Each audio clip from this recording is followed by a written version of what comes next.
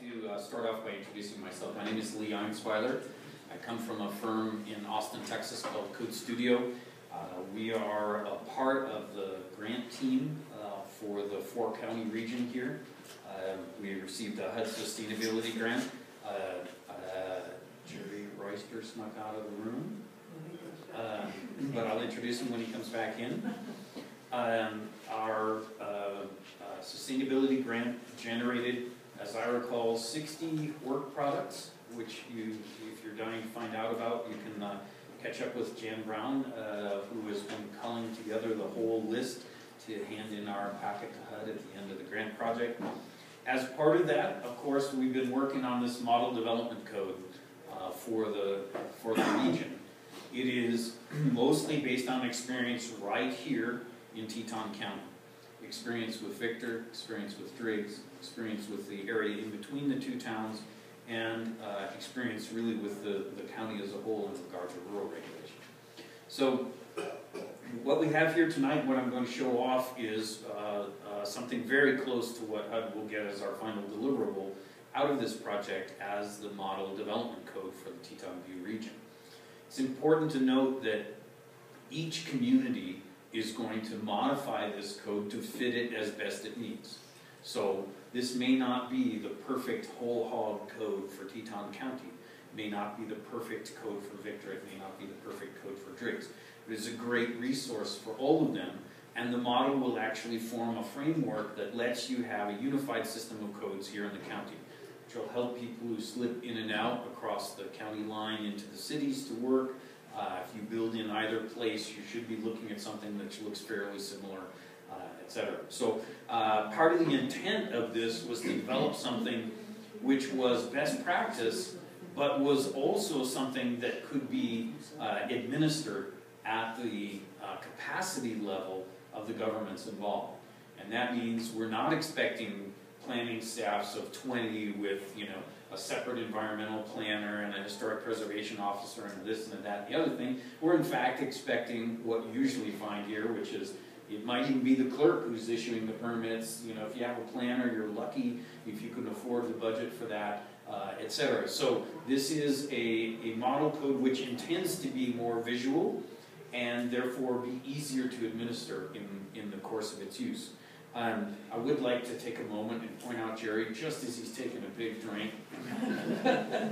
Jerry Royster from HUD, he's out of the Boise office. He's the Regional Sustainability Officer, and in many ways has been responsible for making sure that we stay on track with HUD's goals as we spend their money during the course of this grant project. Tomorrow will be a consortium meeting here of the 4-county region, and so it will probably be one of the final review sessions for looking at the materials that will be delivered to HUD, and that will be part of the conversation tomorrow. But we're taking that opportunity then to show off the code portion. We've had a couple of open houses today, had a number of people drop in and see us. It's been really nice, I'm just going to run through the model code for you a little bit, and at the end of running through it, I'm going to talk to you a little bit about how you might think about how you approach the strategy of adoption of this in the county and in the two cities. So with that, let me introduce you to the code. Fundamentally, this code is organized in a way in which we have both zoning regulations and subdivision regulations in the same book. So this is called the Land Development Code so that it can be that kind of one-stop shop. Starts out with general provisions that make sure we're legal and on the straight and narrow, connected back to Idaho state law. In this particular case, the model has been drafted just for Idaho. The procedures in Wyoming turn out to be radically different, so we've just really, frankly, put a little footnote in and said, this is for Idaho. If you want to use it in Wyoming, ask your attorney if it's okay. There's a section on measurements and exceptions that helps people understand how things are measured so this thing gets administered relatively easily and everybody's on the same page as to how height is measured and how lot width is measured and all those kinds of things. It then contains the zoning districts themselves: rural districts, residential districts, mixed-use districts, industrial districts, civic and open space districts. Now, who needs what? Does the city really need some rural districts? Well, if the city and the county want to agree on the area of city of impact areas, I could see the city's code actually having those rural districts that might exist out in that area of impact there as a placeholder for whatever the future zone might be when utilities get close enough and we actually turn it over into a city district. So yeah, someone's code might have all of these pieces. Would the county code have all of these city zones?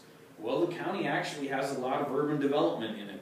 Along the area between Victor and Driggs and immediately outside the cities is development in the county within the area of city impact, admittedly, often has water and sewer, but needs urban districts because it's urban in intensity. And so yes, we could see everybody's code being fairly close to containing the same districts. They'll be mapped differently in different places, and that's part of the finesse of making this code your own when you apply it. We've included building types. Building types are used here kind of for two reasons. One is that in a mixed-use district where you have a variety of kinds of buildings that are trying to work together, you might have a residential building, you might have a building like the Coulter building, a three-story mixed-use building. How do you make sure that those play nicely together? Well, when you put them in the same zone together, if we give them their own standards, we get to tweak each of those sets of standards for the building type. You'll see what I mean in a moment when we look at the building types. We have also used building types to help people think a little more creatively about what they might be able to do with their property. Not everything has to have a single-family house on it. There are some other housing types that this region is missing. The housing study that we did as part of this work shows that. There's a lot of demand in the area for the right kinds of things. Unfortunately, the demand is for less expensive housing types for the most part, and that's going to mean smaller lot sizes, smaller buildings themselves, so that we can sell them less expensively. Special districts. Here we've got the scenic overlay. If you choose to apply a scenic overlay, it will be some protection for major roadways and the protection of views from those areas. We've got the use provisions that make sure that in the zones we have the right sets of things together, not just the buildings which form the physical framework, but actually the uses that are the life and breadth of those buildings. Site development standards, these are the kinds of things that apply broadly across districts, and so things like access and parking, landscaping and screening, signs, outdoor lighting, in which really there's kind of one functional standard that says, here's how you do outdoor lighting. If you do it this way, you've gotten it right. Doesn't matter which district you're in. Streets and public improvements. This is normally the section we would call subdivision, except for the fact that in some cases, you'll find people trying to avoid the subdivision process, right? Because that's where exactions happen, that's where you might have to provide infrastructure, etc. So if I have one large property, if I'm developing the next equivalent of the Brolem site, right, which has multiple buildings sitting on the site, I might say I'm keeping it all as one piece in my name, right, and everybody can have a lease interest in it, in which case it's not subdivided. Well, I still wanted you to do sidewalks and streets and all those kinds of things, so how do I get at that? By having a unified code like this, we get the chance to get the streets and public improvements from both site plans and subdivisions the same way. Resource protection. This is the pick it if you want to section, right? These are pieces that mostly apply to greenfields development, to new raw land, right? So they are things like flood hazard, riparian buffers, skyline views, all kinds of things that may more likely impact a county than they will necessarily the city's jurisdiction. So we'll look at those when we get there. There's an administration section piece in here which has all of the rules for how you actually review permits. We had a little trouble with the first one we drafted, we'll openly admit it. We missed some elements of Idaho law. We had this code peer reviewed by both a planner and a lawyer and got excellent comments back, and in fact the lawyer basically told us rewrite this whole section. And so in this version, please chew up your old version and throw it in the trash. In this version we're much more comfortable that we are consistent with Idaho statutes and the way that state law operates. Finally, there's a section on definitions, and because this is a model, we put a little piece in the back that will probably eventually be in a separate handbook on how to calibrate the model code for a specific community. How do you think about this? How much of this can I change? How much can I tinker with? There's a little bit of information about that at the end. So I'm going to take you on a rip-roaring journey through the model code. As I said, the first whole portion is kind of the legal provisions. One of the key things we're doing here is enumerating the districts that are going to be used, saying which ones we're going to have, and then linking those to the official zoning map. The zoning map then becomes part of the ordinance adopting the model code or whatever the code is in your community, so that we have not only the map, which is really essential, but this text, right? So the text sets up what the districts are, but if you think of that as just kind of the tool, you can imagine the tool being used wrong. The hammer can be used to pound the nail, the hammer can be used to hit your neighbor over the head, right? It's still just a hammer. This is a hammer, and if you paint the districts on the map wrong, you can get bad outcomes, right? You can get industrial things next to single family things, as a simple example, right? And maybe we never intended that. So how do we think about those kinds of things? Well, you have to establish that zoning map. Hopefully, in the case of these three communities, we'll be relying on comprehensive planning and future land use maps in the comprehensive plan as the starting point of the thinking about the system that says, okay, if it says my future land use is medium intensity residential, then I should be using these zones, right? And I should not be putting industrial in it, for example. So the link to the map. Measurements and exceptions, as I said, examples of things like how to measure height on a sloped street, if the street slopes across your house. If the street slopes down from your house, can you have an extra story? In this case, the answer is yes. You're actually penalized if you go up the slope because your house is measured from the front, because it's what we perceive from the street that tells us what height your house is. So don't buy the uphill lot, buy the downhill lot. So these kinds of things that are the actual measurements that are used in using the zoning districts are included here. There is a final little piece on neighborhood compatibility. This is mostly for the towns, and this is the idea that when you have the back edge of something very intense up against something more like a single family neighborhood, so if you put the Coulter building right up next to the single family neighborhood, you would not want it to extend to the back of the lot and be 3 stories tall at the lot line. So you'll see this bulk plane here in this image that says basically step your building back away from my small single family building on the adjacent lot. This is really just to take care of the most egregious circumstances where 2 districts might abut, and we want to use the code to make sure that we buffer and taper that building off. So, rural districts. The model itself has 3 rural districts in it. It has a 40-acre district, a 20-acre district, and a 2.5-acre cluster district. And it is not the set of districts that will be used in Teton County. We've had a lot of discussion about this back and forth, and in the end, Teton County has worked up its own vision of its districts that we're helping work on with Jason. Jason will have those hopefully at the end of the week, this week, when the end of our grant money runs out. There will be a set of districts. They're organized differently, and they'll be dealt with differently in Teton County. So do not think of these as the exact districts that would apply, but these would apply well in another county within the region if they were thinking about this. And the primary thinking in terms of the agricultural districts is really let the county be the county and be rural. Let the cities be the urban thing, and draw the line fairly clearly between those two. So the 20 and 40 acre agricultural district for areas that will not be offered central sewer service, for example, and will have to do their own septic service on site. And maybe the residential cluster might actually be close enough to town that eventually we would service it with water and sewer. We're allowing as small as a 1 acre lot in this. The allocation is 1 per 2.5, but the lots could actually be platted down as small as 1 acre here and clustered. That would allow you to serve only one portion of the property, for example, and have a nice modest subdivision in the area of city impact or the immediately adjacent areas where eventually the city might grow and finish out that property.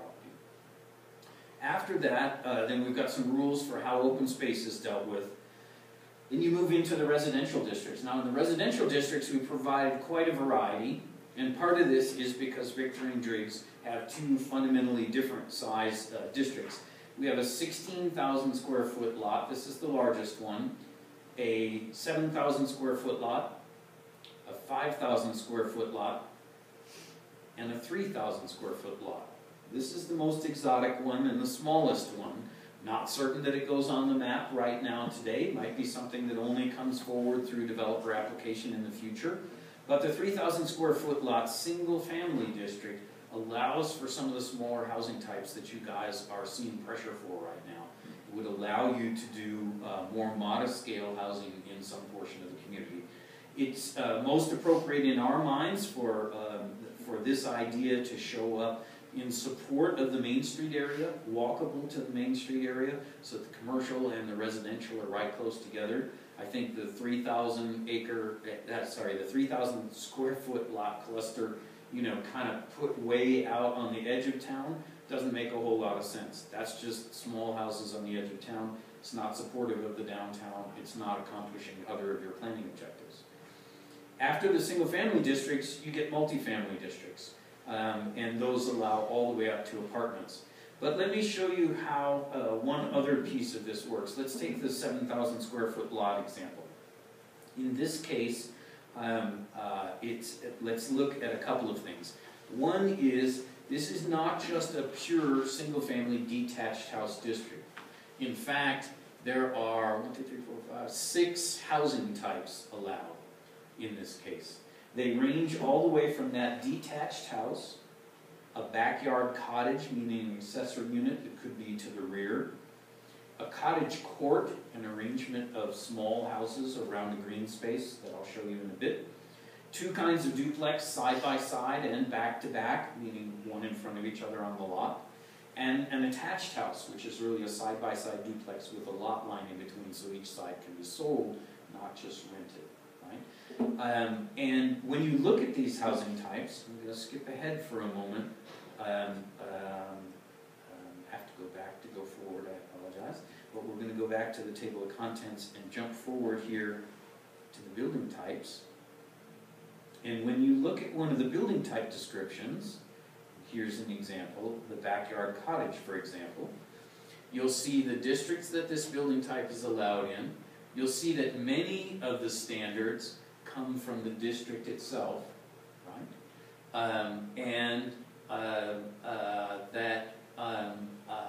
It goes along with the principal structure, the detached house, so there are only 2 of these. In other words, you can do the main house and the attached the detached backyard cottage, but you can't do 2 backyard cottages, for example. You have 3 units on your property. You only get the 2. And then there are height restrictions on how big it can be. There are also later on some size restrictions on the size of the backyard cottage that go district by district.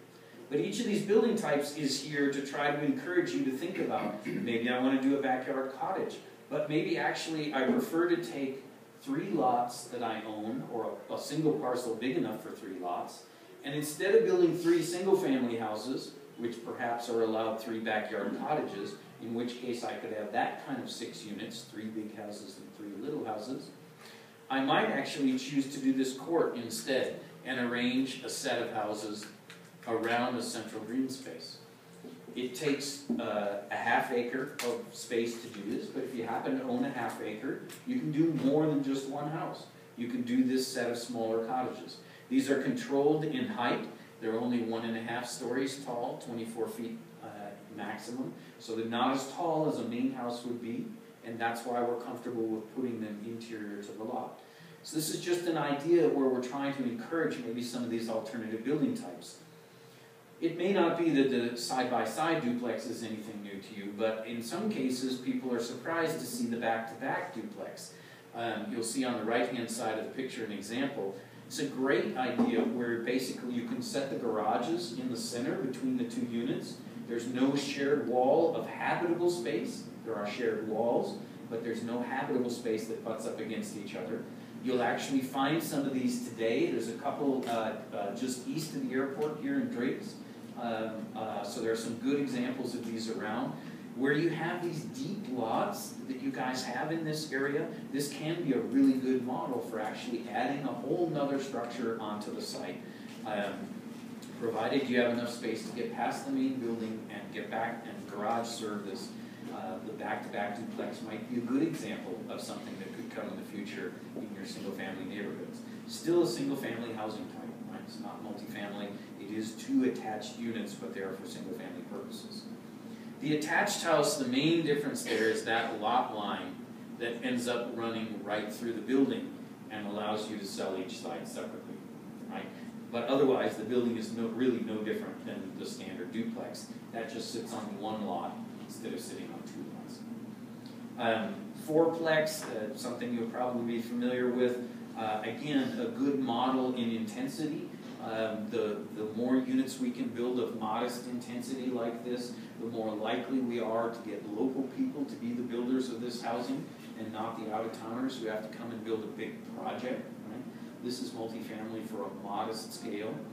And finally, things like townhouses and apartments. Again, which are most likely to be a significant development project, not somebody with a typical city lot, but somebody who's actually accumulated some land and put it together. The building types are also used in the mixed-use districts, and so we get into things like live-work. This is an option for certain locations in which the bottom floor might actually have something like a garage door on it. You might have a guy doing cabinetry inside there, who opens up his garage door and runs his planer and his saw and his whatever else, but he lives above it.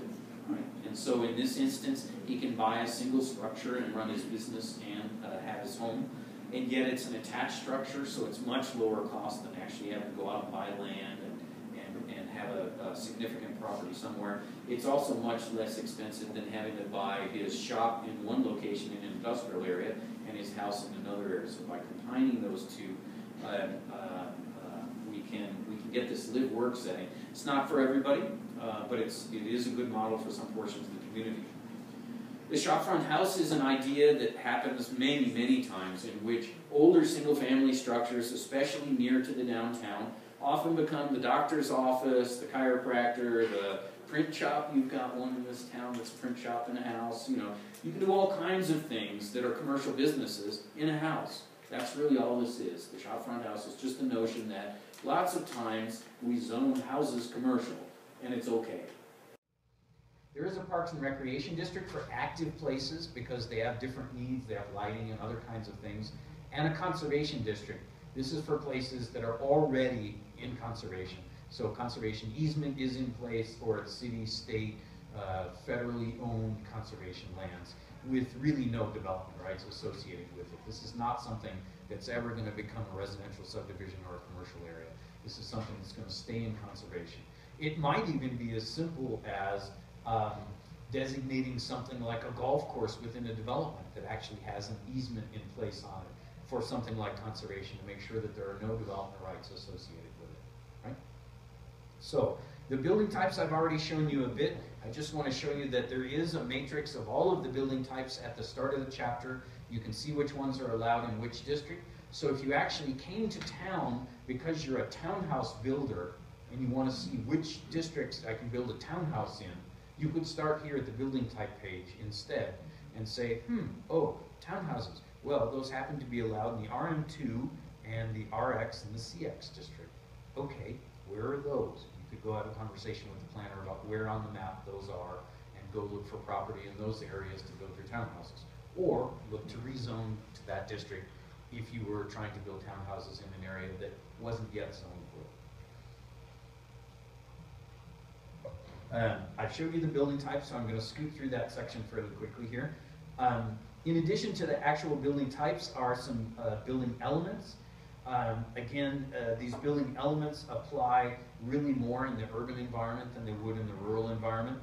And our residential parking garage location, for example, it stops at 1 acre lots. If you have a greater than 1 acre lot, you can put your parking any dang where you want, right? You can build the house with the garage on the front, and it's not a big deal because you've got a lot of land around it. But if you're going to build in these smaller, tighter locations, and the walkability is important to us in these communities, then we have to be careful about how we deal with driveways and how we deal with the front of your house, right? If the front of your house is just one giant garage door and all we have is a huge slab of pavement that comes down front, then little Trixie who lives next door can't really ride her bike across there. It's a really challenging setting. So what you'll see is that these garage parking options allow for options both for side load and other things that might happen on larger lots, as well as the rear access detached garage today that you might have. It also allows alley loaded, because in some of the cities there are actually alleys available today. The special districts, the only one I'm really going to talk about is the scenic district. This is an idea that we worked on while we were working on the ideas for what might happen between Victor and Driggs and to the south of Victor and to the north of Driggs, and what those corridors might look like. When you talk to the community, when you talk to just plain old residents, what you'll hear is we love the views, we love the open, etc. When you talk to the property owner, of course, they have an interest in being able to develop their property. So how do we balance these two things? Well, in our minds, we balance them by giving them options. So what this does is set 4 available options. If you will set your building far enough back, I don't care how wide it is, I don't care, what you're doing, I really, I'm going to regulate how tall it is with the underlying district, but fundamentally, if you'll set it 450 feet back, as shown in this image, and you'll leave us this big green space, which here is likely to be just a sage prairie out front, if you're going to leave us that space, then you can be a big, long building back there. But if you choose to bring your building closer up to the street, when you bring it up to the street, you're going to have to shorten your building and leave us more of a gap between your building and the next building on your property, right? Because the way that we're going to get our views, we can't set everybody all up to the street and basically close off that whole area. Whether it's houses or landscape supply places or whatever it might be, if they're all up at the street, we lose our views. So the scenic overlay is for those segments of the road where you're really trying to protect views and where you're trying to deal with questions of how development interacts. The applicant gets to choose which of those he's going to do, right? The developer gets to say, I'm going closer to the street and I'll settle for the smaller building. It can be big going back into the site. It just can't be wide at the street because we have to be able to be seen past it. And it has to be more landscape because it's pulled up closer to the road. But I'll make that trade-off, or if I don't want to make that trade-off, I can be more like the Equestrian Center or one of the big churches that's here, where they're set quite a ways back, and they don't need those kinds of rules because they did a beautiful job of setting back from the roadway. Right? So these are actually measured and calibrated for the Driggs corridor. They theoretically would apply to anybody's scenic corridor. You can modify as you see fit. The other special district here is the floodplain overlay, and that's part of the FEMA process, and it's the same as what you do today. There's nothing new and different about it. It's just embedded in the code. The use provisions are included in a big, huge use table. Every district across the top, every use in rows, but they're gathered up in groups: residential, public uses, commercial uses, industrial uses. So each of the pieces here is separate. You'll see that there are P's on the table if it's permitted by right. There's an L if they're permitted by right, subject to some additional standards, and I'll show you an example of those in a minute. And there's an S on the table if you have to go up and have a public hearing in front of P&Z before you get your permit. Right? So things that might fit in a district but we're really not sure, you're going to see an S, so that we can have a public process and talk about that use and actually have the opportunity to turn it down if it doesn't fit its property that it's proposed on. So each of these uses also then, the definition and standards is a click away on the right-hand side there. So if you're reading across the row, you can go to the standards for that thing. Let me find an example of some use standards embedded in here. So here's a wireless communication facility, right? A cell tower, and the standards that would apply to it. And so you can have that in the table. It can still be a special use, and you can apply more standards in the special use process. Or if you make it an L in the table, it would at least be subject to all of these standards, right? So when you review your use table, these are kinds of things that each community can do separately. We've kind of created a best practice use table from our perspective, but you are welcome to change this to have it calibrated to your community. So all of the uses are here, including at the end the accessory uses and the temporary uses. I think one important thing about the accessory uses, we have a spectrum of things for being able to run a business out of your home. The smallest and lowest intensity is a home occupation. It just requires coming in and getting a permit and following the rules. Don't have a bunch of employees, don't be doing a bunch of shipping out of your house, etc. Home business would require, more likely, a little more scrutiny. Home business allows you to have a few more employees actually come to your home and work in your business with you. And the most intense is, we've called it home industry. We had it called cottage industry in the earlier drafts, but I wanted it to show up together. Home industry is a notion like what you'll see on the edges of Driggs, where I might actually run a landscaping business off my property. And I've got, I've got my trailers sitting next to my house. This is a fairly intense thing. And again, it's going to require a little more scrutiny. We're going to have a public hearing. Your neighbor's going to talk about whether it's appropriate to have that business or not, right? And in some subdivisions, this won't even be allowed because clearly the own private covenants and restrictions wouldn't allow it. But at least here's a model for how you might think about that if you're going to allow it. There are also use standards here for temporary uses. Things like the temporary pod that you put all the stuff from your house in when you're moving, and they just move your whole pod for you. Right now, one of the local ordinances has temporary on-site rock crushing. I'm not quite certain why we need that, but somebody had it, and so we've carried it over into the model in case somebody needs it. It's probably a good idea to make sure it's temporary and not permanent on-site rock crushing, so maybe this is a good use to have it. The site development standards are fairly straightforward.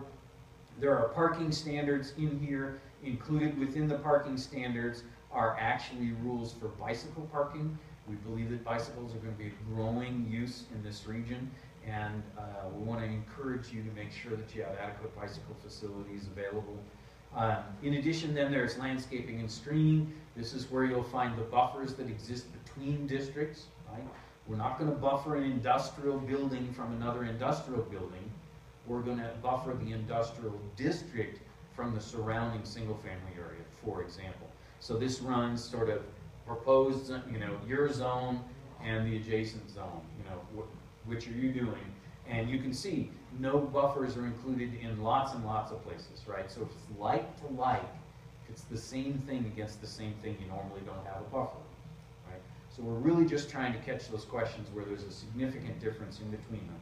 And then on the following pages are the specifications for how that buffer works and its width and what gets planted in it, etc. Landscaping section also includes parking lot landscaping. We've heard an awful lot about snow storage. Glad to have your engineers look at this and decide whether they feel like adequate snow storage is provided in this model, or if not, modify some of the dimensions here, set the individual, perhaps set this row deeper, set the landscape area deeper so that it serves better to pile snow on as you clear that lot in the winter. Those are ideas that you can all talk about as you calibrate this to your local community. Screening for things like building-mounted equipment, roof-mounted equipment, dumpsters, etc. The installation and maintenance of landscaping to make sure that we don't have something like the is it the asphalt plant guy that is up across from M&D Landscape, where he's got a berm, but all of his landscape kind of died away because he planted it on top of the berm, which is the driest spot. You actually have to plant at the bottom of the berm if you want your landscape to grow. So, we kind of didn't follow up on the maintenance of his landscape in his bermed area. There are sign provisions here. Again, this is a local community choice, but I think one of the main things is that we're describing each sign type and we're providing some imagery here, again, in hopes of encouraging a little more creative signage in the community. I think both the downtowns do a great job so far on signage, and we want to encourage that to kind of keep going. Much of this signage is focused on those specifically urban areas that really are using these kinds of signs. But it also includes things like the monument sign. This is for a more auto-oriented area where you're going by more like 45 or 55 miles an hour. as opposed to the building signs that are used inside the city. Sign lighting and how you handle that in this area is really important, making sure that the illumination is not just shooting up into the sky at night. Changeable copy, and whether that's okay or not. There's a section on outdoor lighting. This is adapted from the ordinance in Driggs. It was prepared by somebody who's an expert in dark sky lighting ordinances, and we've kind of tried to make it a little easier to understand. Lighting is a struggling issue to deal with, but mostly we're talking about setting maximum illumination standards and making sure you're not uplighting the dark sky at night. Make sure the lighting is downwards. Streets and public improvements. This is a section which talks about how to break up large blocks to make actually city-sized blocks so that people can move around through the community, create connectivity. In addition to the block standards then, we have the actual street standards. So we have everything from the narrowest little regular subdivision street on up to the most urban street that you might find here that might look a little bit more like one of these downtown arterial streets, for example. So the full palette of streets is here. Again, if your engineer wants to modify these, set the widths a little bit different. This is one of those kinds of things that should be locally calibrated. A little section there also on utilities, making sure you get water supply, wastewater, electric telecommunication, and fire protection in your subdivisions. Right? These are all obligations of doing a great job of a good subdivision. Resource protection pieces, I guess one of the key pieces here that I want to show you that's new is riparian buffers. One of the things is we included this in our more rural districts in the first round, and in fact it was pointed out, you know what, guess what, the irrigation canals go right through town. And you know, there are wetlands in the town, etc. So we've actually pulled this out of the districts and set it as a standard that applies more broadly. So included here are basically vegetative setbacks from these wet areas. They are fundamentally no-build areas to make sure that we have a vegetative filter to help us with our water quality and make sure that the water quality here remains pristine. In addition, there are some optional rules here that are best practice, but again, may be a bridge too far in your portion of the community. There's a local choice. Skyline view protection, a very simple ordinance that says, don't build your house on top of the ridge, build your house down below the ridge line, so that when people look across, they see the natural ridge line. Your house may sit in front of it, and we may see your house, but you're not skylining, meaning you're not breaking that ridge line. Great example of that as you travel up towards Tetonia, right? One house up on top of the hill, so you see it from everywhere for miles around.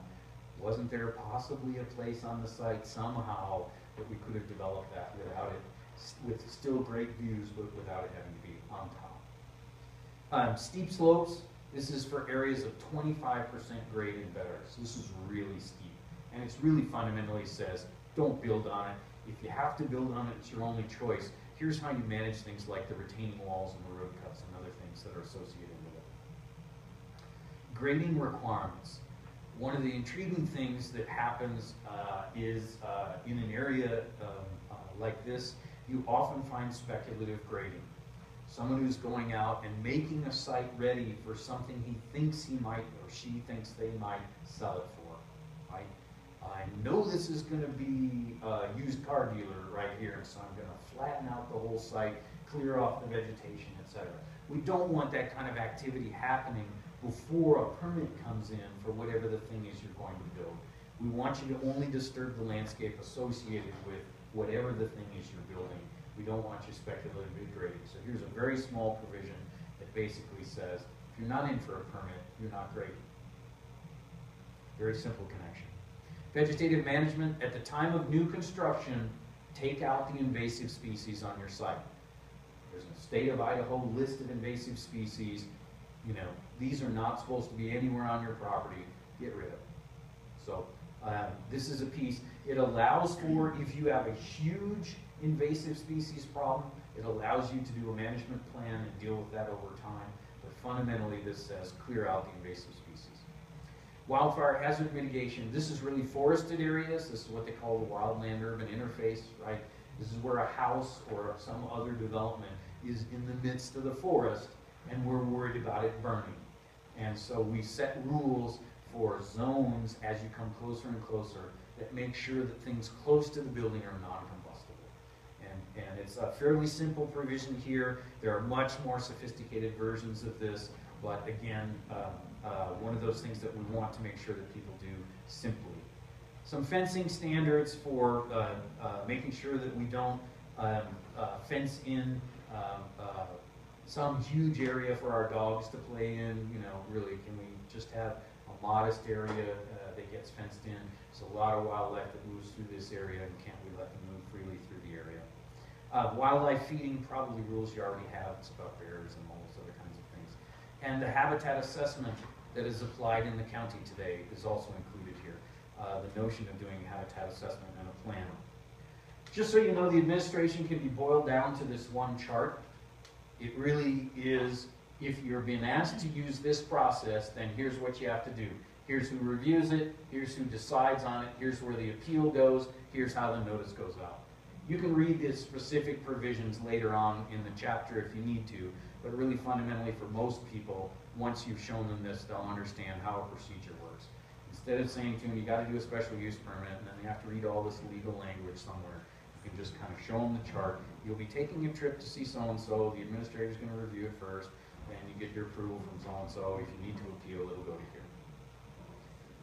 The final section then is the definitions. Pretty easy to understand what's in there. And after that, we've put in this version a little bit on calibrating the model code for your community. So there is a much too long whirlwind tour of the model code for you. Now, I guess one of the points is that each community is going to modify this code to fit in the community.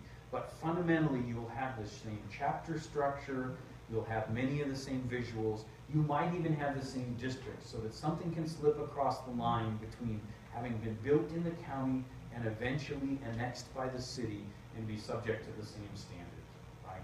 So this is intended to be Victor, Driggs, Teton County, working together, hopefully someday Tetonia as well. With that, Jason.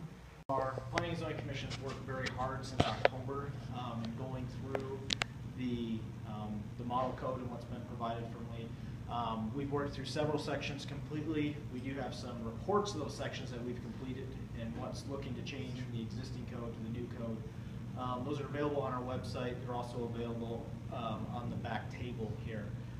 We are working with Driggs and Victor on the TetonValleyCode.org website, which each community will be updating. Not only is there an interactive map to show existing zoning and proposed zoning, but also on the text that's linked to the maps to show where exactly or what zone it is and what regulations are proposed to apply. The anticipation is that we will be updating this and keeping it up to date as we work through the process of approval, so that there's always a single source for the public and interested people to go to and visit the site to see what's going on through the process. Driggs, Victor, and the county have worked very closely over the last 4 or 5 months in making sure that the code changes that we have as individual communities make sense with the other communities.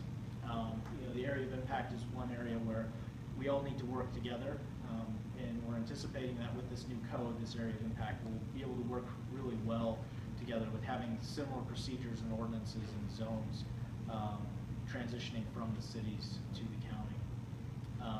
So I don't know if there's any specific questions. I know that there's a city council meeting in 5 minutes. But I know that Brittany, who's not here, said they are looking beginning of August, hopefully, to have the new code adopted.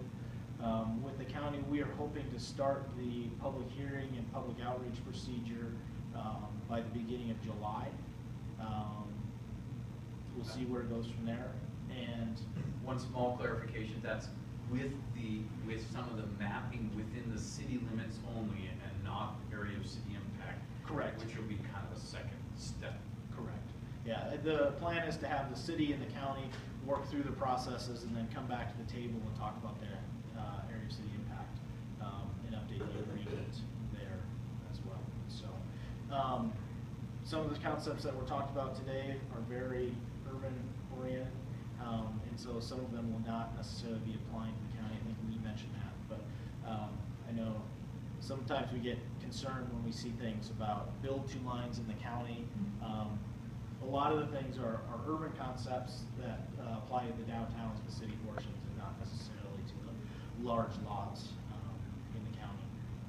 So I don't know if we have a couple minutes for questions.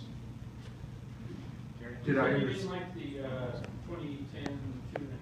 What do you guys propose?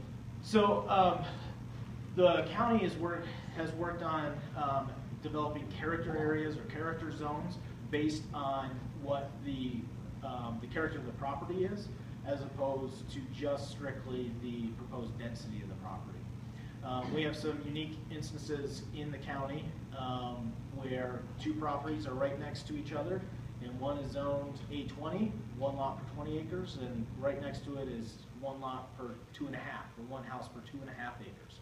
Completely identical properties, no difference. And so what we're proposing is more of a paradigm shift to say, okay, this land, it's all in the wetland area. It could be, the central portion of the valley really is wetlands in a wetland type zone. And so let's zone that the same, and let's figure out what kind of density is appropriate there. So we're looking at wetlands, foothills, agricultural, the Driggs of the rural neighborhood areas that we already have developed. We're looking at areas that have a similar character and zoning them in a similar way, as opposed to, in some ways, an arbitrary line that we have now in developing these densities. And I think the other interesting thing about what the county is proposing is that depending on which process you use, the simpler the process, the lower the allocation of development rights. If you want a simple lot split, you can probably do that really easily, etc. If you want your full pot of development rights, you're going to have to go all the way through the most intense process, do the wildlife study, do this, do the, all of those pieces that come along with the more sophisticated subdivision. It's actually an incentive to do great large-scale subdivisions, and an incentive also to do more small-scale subdivision that comes through an easier process and might actually encourage replatting of some of the 7,000 some odd platted lots that exist here that are unbuilt. Larry, you have a question? Just for clarification, you're projecting that the county will have a complete draft available for people to start looking at July 1st or so? Yes. That Planning and Zoning Commission has reviewed. Currently, they've reviewed there's 15 different sections. Currently, they've reviewed 5 or 6. Some of them are there's 2 or 3 that are very urban, city focused, and so we'll be able to breeze through those. We're hoping to have the zoning districts by the end of the month, or by the end of the week, and so we'll start reviewing those. So like I said, the Planning and Zoning Commission has been working off the model code and is familiar with the model code for the last 6 months. And so we've been preparing for the zoning portion to review those. But from here on out, you'll be doing your own drafting. CODE-STUDIOs will be out of the loop. Right. And we have been doing some review, the review on our own, and then sending it to CODE-STUDIO to codify it. So yeah, they've been. Unless you want to pay them more. Exactly. I mean, we've actually done pretty much a line-by-line review of most of that code up to this point. And But July 1, much of that review has actually found its way into the model as well. Right? Where you guys basically told us stuff that makes sense for anybody, we have moved it over into the model. So in a sense, the model that's coming back has been approved by all the review done in Victor Andrews and by the county. So while there'll still be some more tweaking again, we did pay attention to a lot of those things. There are some things that we considered completely community specific and, you know, those are gonna be only in your version, and did not find their way to the model. But a lot of it made a lot of sense for us to review and reconsider in the model code, so we have. I'm glad to answer any questions about the model code if you wanted to keep going a little bit, minus the Driggs City Council that's go next door. Before the Driggs Council members leave, I just wanted to address them. I'm Ashley Cohen, the planner for the city of Driggs. And I just wanted to kind of bring it together for the model code for the county, for Driggs and Victor, and what we've been working on. We have some Driggs P&Z commissioners here tonight, and they have been working since for the last 6 months as well in reviewing a previous version of this model and also a version that's been tailored to the city of Driggs. And they have been doing a line-by-line review to get it ready for this public outreach portion that will also start later this, well, pretty much early summer is what I'm predicting. City of Victor put an exact date for when they want to adopt their code. I'm not ready for that. But I do want to commit to starting the public outreach because we've been doing a lot of work internally to look at this code. And also, for your information, the code that you saw tonight, it says model, but that is the exact same format that City of Driggs and the City of Victor will be using. So as if you're landowner, business owner, realtor, you only really have to know one code format, and it's pretty universal. So we hope that it'll be very user-friendly for everybody. So also for City of Driggs, we'll be getting a revised version of this code tailored to the City of Driggs that incorporates all of our commissioners and staff comments over the last 6 months, and we'll get that also at the end of the week. And then we'll be having a few more work sessions with P&Z to fine-tune it and specifically look at areas that we may want to adopt. We may not want to consider adopting it to make it effective for the entire city limits, and that's something that we'll go through the public process and looking at certain areas of town where it really makes sense that we'd love to see some of these new building types and design patterns take place, and so use that as a pilot area in our community. So that's where Driggs is at. And I'm also available after this meeting if any of you have questions. And then also anytime in my office, you can come by, look at our code, talk about specific areas. I'm happy to help. And just to reiterate what Jason said, we will have a website, tetonvalleycode.org. We're doing a few more tweaks, so I really didn't want to promote it so much tonight, but it'll have an interactive GIS map that'll be really user-friendly. Thank you, Rob. As well as all of these codes that are also very interactive and clickable. It's a PDF that's all linked together, so we hope that'll be available for everybody moving forward. So that's all. Bye. Yeah, go ahead. Wait, you made a comment at the start about Yep. a lawyer looked at the draft. Yes. and threw it away. Yes. What a lawyer are you talking about? Because I want to get that. Let's get this on our record. The model code project included a peer review task. We did have the code peer reviewed by both a planner from sort of the planning perspective, is this best practice in Idaho or not? We used a fellow of the American Institute of Certified Planners to review it from the planning perspective. Got a lot of comments, made a fair number of changes in the model on the basis of those. I did two weeks ago when I was here, I discussed those with the local planners as to which ones were model worthy and which would be, not appropriate in their local codes. So we've talked through those ones. In addition, Gary Allen from Gibbons Pursley did a review of the whole code, but really with only a focus to the legal issues, right? Not looking at planning issues. Gave us recommendations for how this thing opens up and starts up in that first chapter there, but basically came back and told us to rewrite our procedure section. This procedure section has been completely rewritten to take into account the fact that we were actually misusing the term quasi-judicial the way that it's thought of here in Idaho. And so the procedures had to be basically completely replaced. So those sections have been updated. Gibbons Pursley looked at all the other pieces like I don't know, group homes and wireless transmission facilities in which federal law really, sets the regulatory scheme for it, and commented modestly on those portions, but those ones mostly passed muster. So yes, the full code, as it stands in the model, has been reviewed by an attorney and would pass muster here in the state. And that's, I just wanted people to realize that wasn't the county. It's not the county's attorney, correct. And he'll still have to look, that's right, they'll still have to look at this and apply themselves. Part of looking at a code, and you know this, I'm sure, from your interaction with them, it's an assessment of risk, really. And so one attorney might tell you, that's fine, go ahead, we'll win that lawsuit, right? And that might be an okay answer for you, but maybe you want to hear from the other attorney who says, ooh, let's change that. We could avoid that lawsuit if we changed it to say this.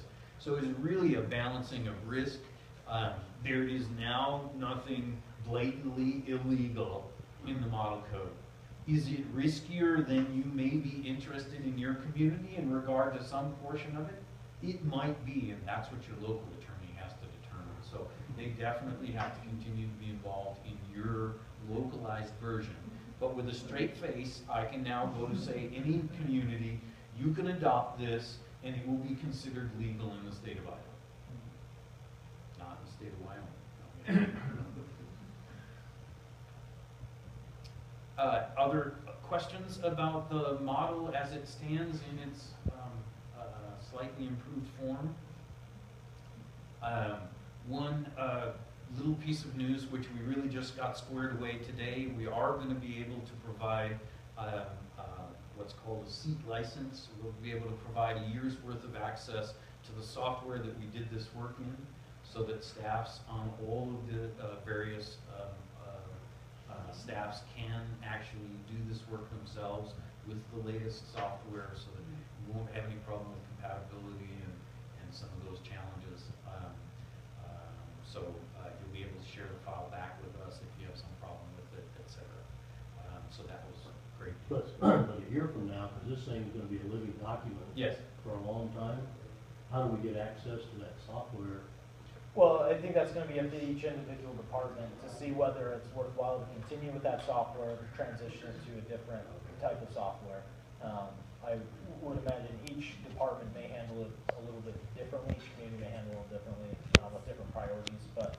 It's Adobe Illustrator, right? It's InDesign is the actual page layout, but the software would be the full Creative Suite, so it would include the software that was used to make the graphics as well as the software that did the page layout.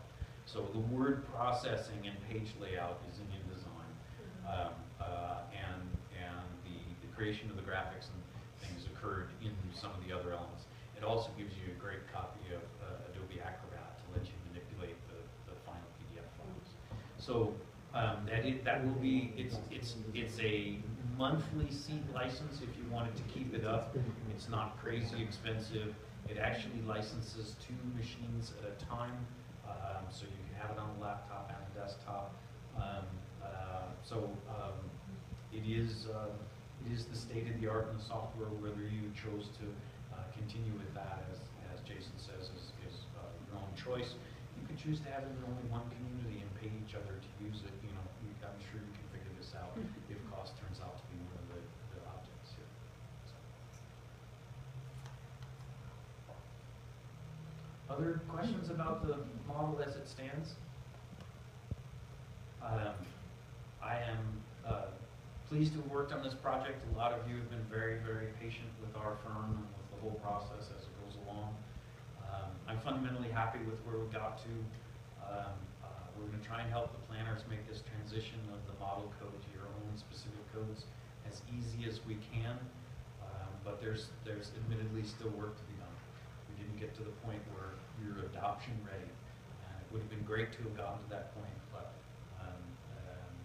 we are where we are, and I think we can all be proud of how far we got. I look out across the cooperation between the 3 entities, and I compare that with the level of cooperation that existed when we first started working here, and it's immensely superior. So the simple fact that you're talking to each other about zoning, without pitchforks and torches in the room is a marvelous thing. And so I think that HUD grant money is money well spent.